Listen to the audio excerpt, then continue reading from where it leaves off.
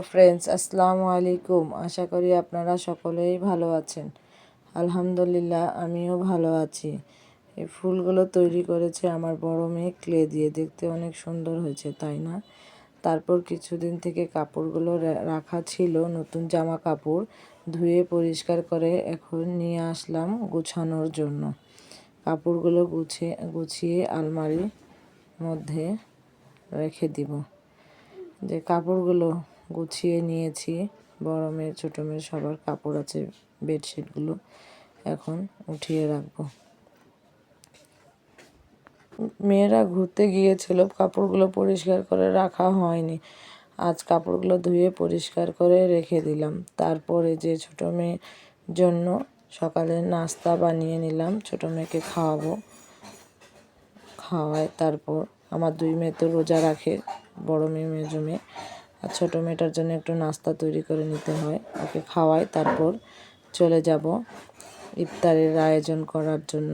এই যে ছোলা বুটগুলো আছে, এগুলো ভিজিয়ে রেখেছিলাম রাতের বেলা।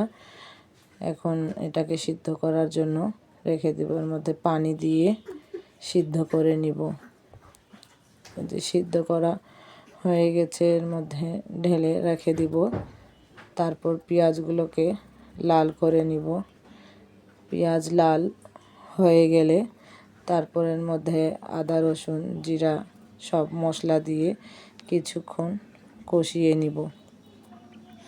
কষিয়ে নিতে নিতে আপনাদের কাছে একটা অনুরোধ, আমার ভিডিওটা যদি ভালো লাগে থাকে প্লিজ লাইক সাবস্ক্রাইব করে পাশে থাকবেন। আর যারা লাইক সাবস্ক্রাইব করে পাশে আছেন তাদেরকে অসংখ্য ধন্যবাদ। সামান্য পরিমাণের পানি দিয়ে কিছুক্ষণ কষিয়ে নিব। আবারও কষানো হয়ে গেলে তারপর দিয়ে দিব সিদ্ধ করা বুটগুলো।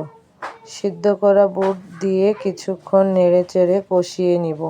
কষানো হয়ে গেলে আমাদের ছোলা বুটটি রেডি।